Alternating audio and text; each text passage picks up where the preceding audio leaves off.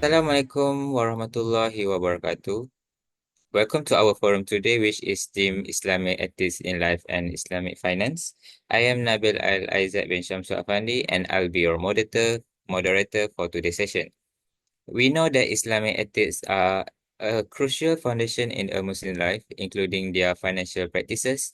Today, we will be discussing with our panelists how these ethics can be applied to daily life and how they impact Islamic finance. Before we begin, let me introduce our wonderful panelists who brings a wealth of knowledge and experience to the table. For panel one is Miss Sharifah AISHA ZUBAIDAH, who is in an Islamic education. For panelist two, Miss AFNAN binti Muhammad NASRI, a successful entrepreneur in the halal industry. Panelist three, Miss Noor and ARISA binti FAUMIZI, an Islamic finance expert which experienced in applying Sharia principles in finance. And lastly, Miss SITI SYAFIAH as an Islamic manager. All right, start our discussion by understanding what Islamic ethics are.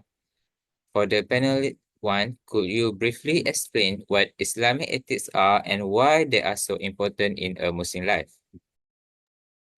Thanks to the moderators, the definitions of Islamic morality, often referred to as Akhlak in Arabic, includes the ethicals and moral principles that guide Muslim behaviors, actions, and intentions. These principles are rooted in the teachings of the Quran and the Sunnah of the Prophet Muhammad.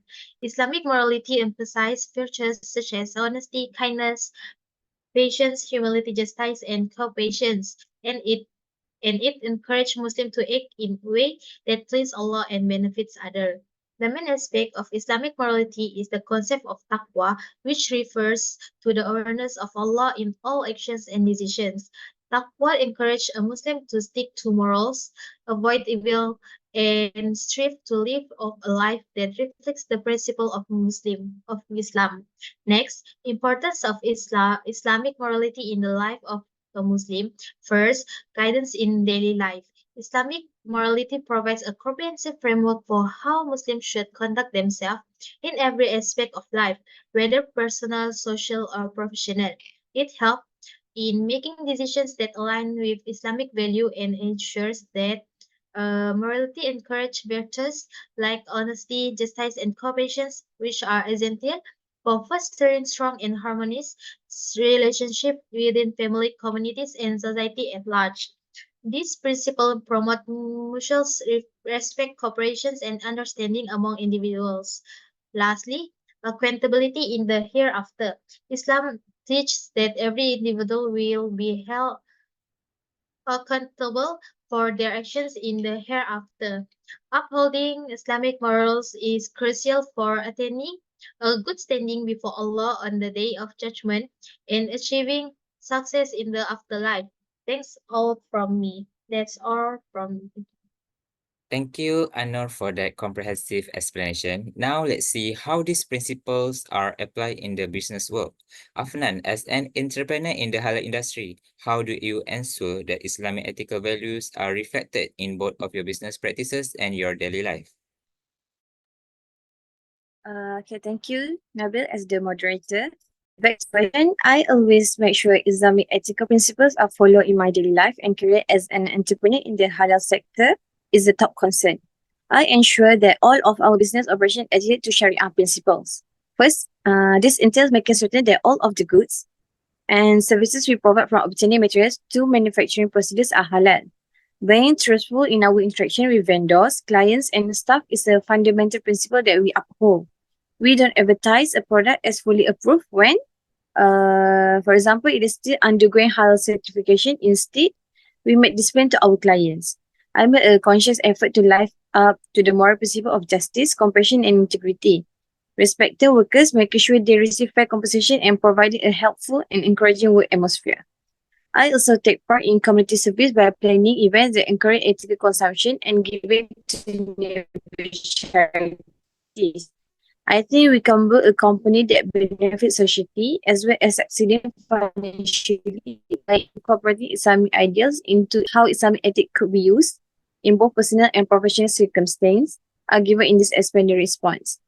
Next, in our financial dealings, we strictly avoid interest-based transaction, which is riba, and ensure that our investment and financial partnership comply with Islamic finance principles.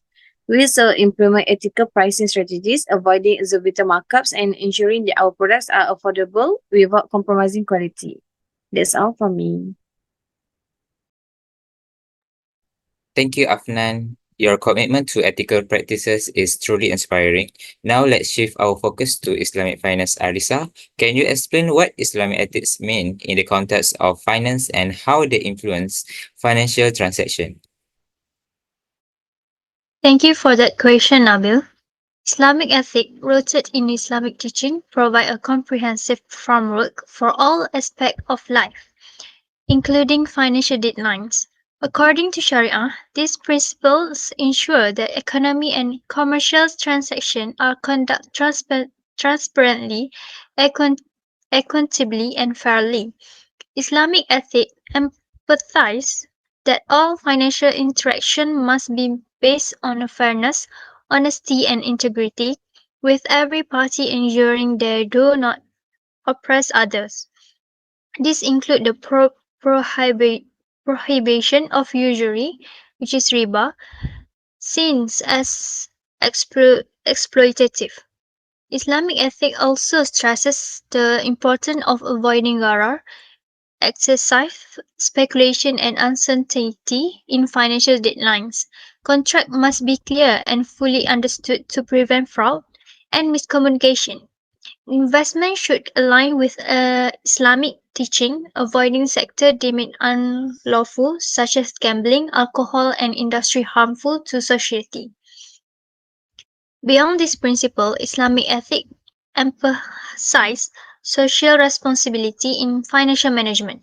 Zakat and sadaqah are critical to this, ensuring wealth is distributed fairly and helping to reduce economic inequality. By adhering to Islamic ethical principles in financial deadlines, Muslims fulfill their religious duties and contribute to creating a more just, harmonious society. Thank you. All right, was a great explanation, Arisa. It's fascinating to see how deeply ethics are embedded in Islamic finance. However, as a manager at an Islamic bank, how do you ensure that these ethical principles are practiced in the day-to-day management of the bank? Thank you, Nabil, for the questions. Islamic finance institutions take comprehensive steps to ensure that adherence to Islamic ethic principle in all aspects of their operations. One of the key measures is the establishment of the Sharia Advisory Board, composed of experts in Sharia and Islamic finance. This board is responsible for reviewing and approving all products and services offered by the institutions, ensuring they align with Sharia principle. Additionally, the Sharia Advisory Board provides guidance in strategic decision making to ensure that all bank operations are conducted in compliance with Islamic ethics and regulations. Regular Sharia audits are also Regular Sharia audits are also conducted by Islamic finance institutions to ensure compliance with ethical principles. These audits assess all operations aspects, include financial transactions, contract, and management practice, to identify any elements that may violate Sharia principles such as riba, ghara, and maisir. If non-compliance is detected, corrective measures are implemented to restore integrity. Furthermore, Islamic finance institutions emphasize the education and training of their staff on Sharia principles and ethics in Islamic finance, ensuring that all employees understand and practice this value in their daily tasks, ultimately contribute to the well-being of society. That's it. Alright, everyone, let's dive into our next discussion. We have talked about the basics and some practical applications, but now let's focus on how Islamic ethics specifically influence Islamic finance. Arisa, as an expert in this field, could you explain how these principles are applied in Islamic banking? Thank you to moderator. So, Islamic ethics are critical to Islamic finance, ensuring that all financial activity align with Sharia laws, moral principles, em- emphasi- emphasizing social responsibility, justice, and transparency. A fundamental principle is the prohibition of riba, which is viewed as exploitative. Instead, Islamic banks use profit-sharing models like mudarabah and musyarakah, where profits are lost and shared between the bank and its clients. Risk sharing is also essential, discouraging speculative behavior, which is gharar, involving shared risk among all parties in financial transactions. For example, in murabaha, cost plus financing, the bank assumes risk until the transaction is complete. Investment in Islamic finance must adhere to ethical guidelines, avoiding harmful sectors like gambling and alcohol, and focusing on areas that promote social well-being, such as healthcare and education. Contract must be clear and free from ambiguity to ensure transparency and protect stakeholders from unethical practices. Social responsibility is further reinforced through concepts like zakat, which promotes income redistribution and social justice. Islamic banking uses tools like joint ventures, profit sharing partnership, cost plus financing, ijara, and takaful to implement these ethical standards, ensuring that Islamic financial uphold both Sharia and the broader moral and social responsibility of the financial sector. Thank you. Thank you, Arisa, for that clear and comprehensive explanation. It's inspiring to see how Islamic finance is not just about following rules, but about creating a fairer and more just financial system. However, as a manager at an Islamic bank, how do you practice this ethical principle in your daily management? Thank you, Nabil, for your questions. As an Islamic bank manager, practicing Islamic ethics in daily management involves the implementation of principles of integrity, justice, and truthworthiness in every aspect of the bank operations. Integrity means ensuring that all dealings and decisions are made with complete honest and transparency, as well as adhering to the principle of Sharia. This includes avoiding riba, ghahar, and masir in all product and service offered. As a manager, I also have to make sure that every customer and partner fully understand the terms and conditions of the transactions by providing clear and accurate information. In addition, justice is an important element in daily management.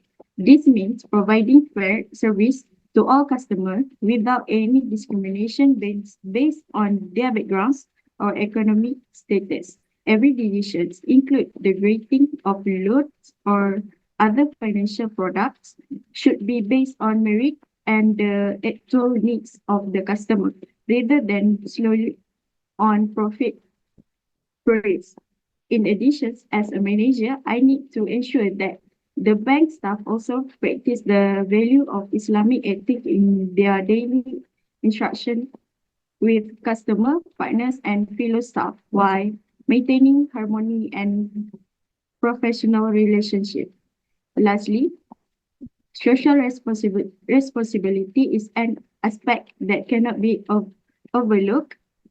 Bank Islam should play an active role in community development by supporting projects that benefit society, such as financing for small and medium enterprise that completely with Sharia or develop a project that have a positive impact on the community. As a manager, it is important to ensure the bank is involved in social activity with Islamic value, such as donations to charity cases or funding initiatives that support community welfare.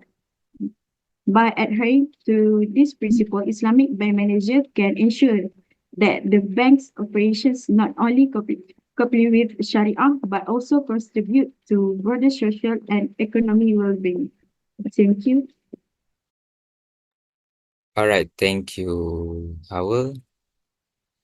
We have some great discussion so far, and now it's time to talk about the challenges. We all know that practicing Islam ethics in daily life and especially in finance can be tough. ANNUR, as an educator, what are the biggest challenges you face when teaching students about Islamic ethics, particularly in the context of Islamic finance? Educating students about Islamic ethics in the context of Islamic finance faces several key challenges, notably the lack of qualified faculty with deep expertise in both Sharia and finance. This shortage limits the ability to expand Islamic finance education, as there are few lecturers and scholars with comprehensive knowledge across this field.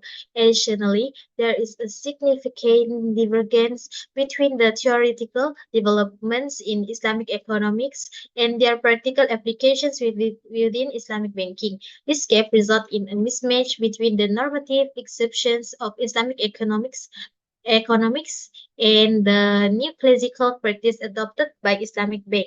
Curriculum developments also pose a challenge as current Islamic finance programs often struggle to balance the need for a multidisciplinary program often struggle to approach with the demand of both academia and industry.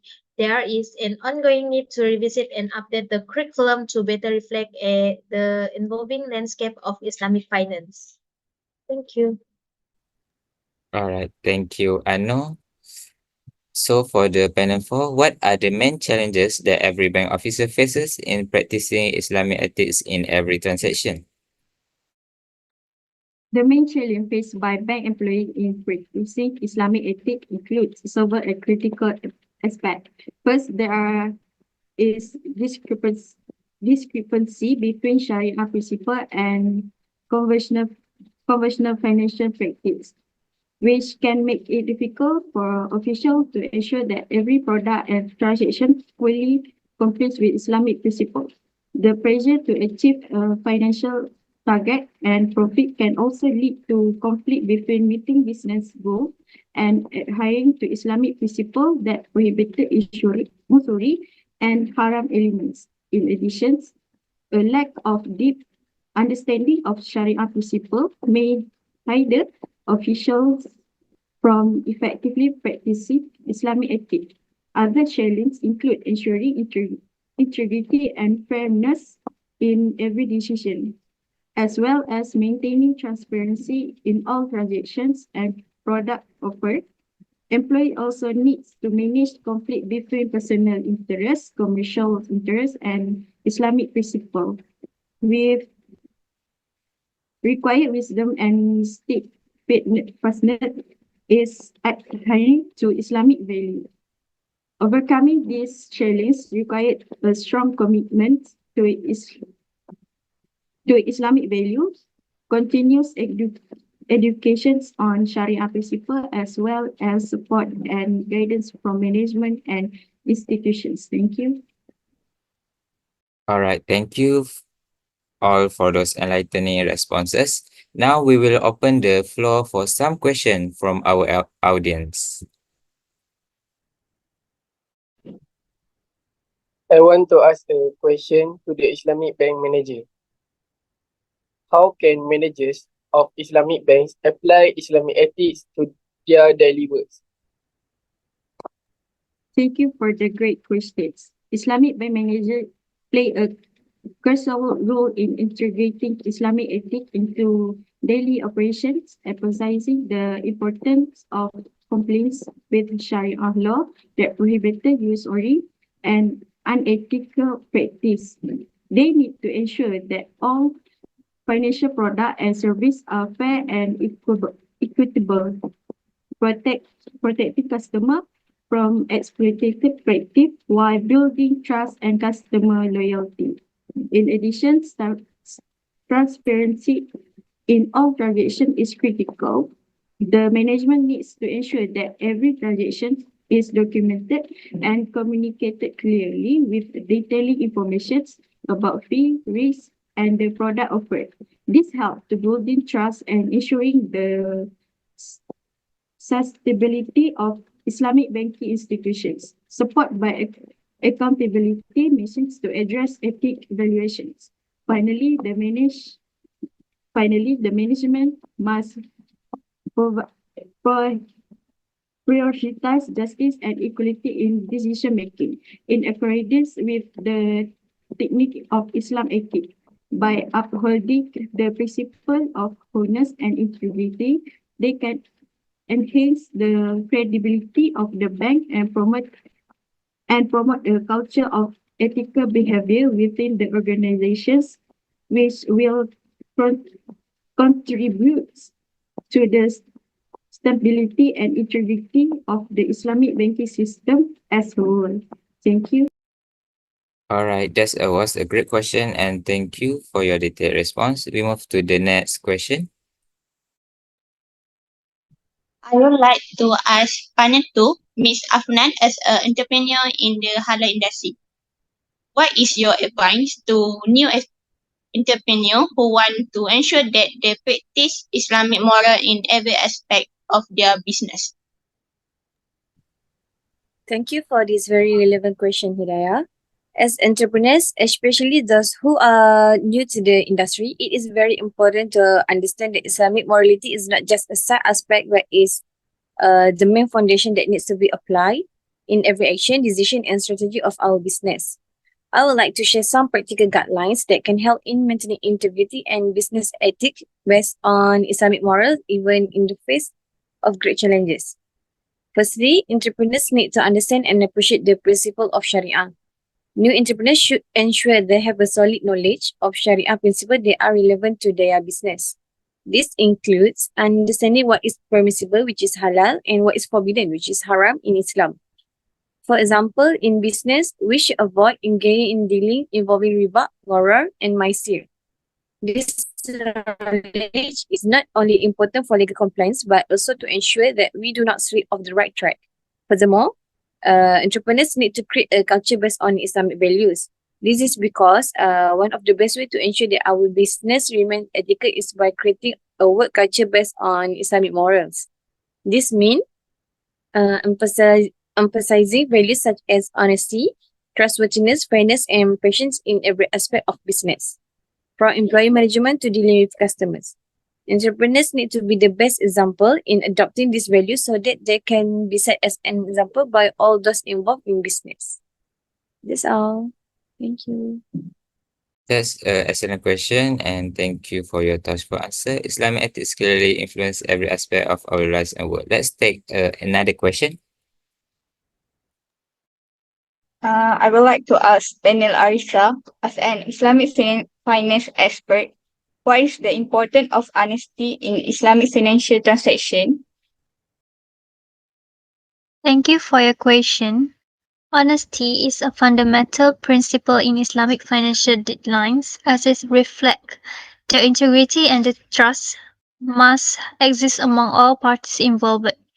Honesty ensures that every transaction is conducted transparently, where all relevant information is shared without any deception or withholding of fact.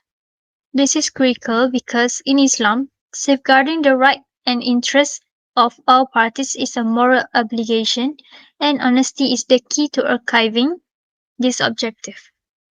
Finally, honesty in financial deadlines help prevent conflict and disputes that may arise due to misunderstanding or unclear information.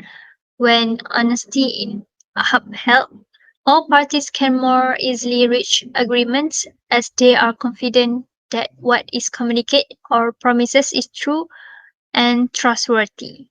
Thank you.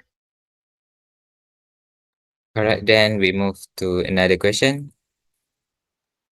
I want to ask panel Islamic education. How can we cultivate virtues of Islam in helping those in need within our community. Thank you for the questions. Cultivating the virtues of ihsan in helping those in need within our community is crucial for building a compassionate and caring society. Ihsan, which means doing good with sincerity and dedication, can be nurtured in several ways. First, we need to understand and deeply appreciate the concept of ihsan. This means that every act of kindness should be done with genuine intent without expecting any reward from others. Moreover, education and awareness also play a crucial role in nurturing ihsan. Educational programs and awareness campaign can encourage more people to understand and practice the concept of ihsan in their daily lives. By cultivating the virtues of ihsan, we can not only assist those in need but also create a harmonious society filled with high humanitarian value. Thank you. Alright, then we move to the next question. I would like to ask Ms. Afnan, in halal industry entrepreneur, how can halal entrepreneur avoid riba in their business operation? For the question, the prohibition of riba is a fundamental tenet of Islamic finance. The Quran explicitly forbids riba as it is considered exploitative and unjust. For halal entrepreneurs, avoiding riba in their business operation is essential to maintaining the halal status of their enterprise. One of the primary ways to avoid riba is by opting for Islamic financing options. Unlike conventional loans, which involve interest payments, Islamic financing is based on risk sharing and profit sharing principles. Two common Islamic financing models are mudarabah and musyarakah. In a mudarabah partnership, one party provides the capital while the other offers expertise and management. Profits are shared according to a pre-agreed ratio, but any losses are borne solely by the capital provider. In a musyarakah joint venture, all partners contribute capital and share profits and losses proportionately. These models align with Islamic values by promoting fairness, mutual benefits, and shared responsibility.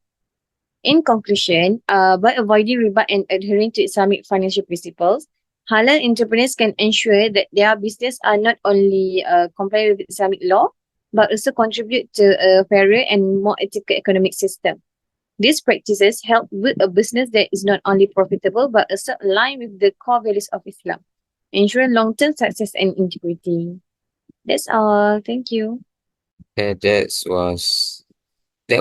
wrap up our Q&A session beautifully. A huge thank you to our panelists for sharing their wisdom and to our audience for such engaging questions. I hope everyone found today's forum as enriching and inspiring as I did. Remember, applying Islamic ethics in all aspects of life is not just beneficial, it's essential for our personal and collective well-being. Thank you for all and Assalamu alaikum.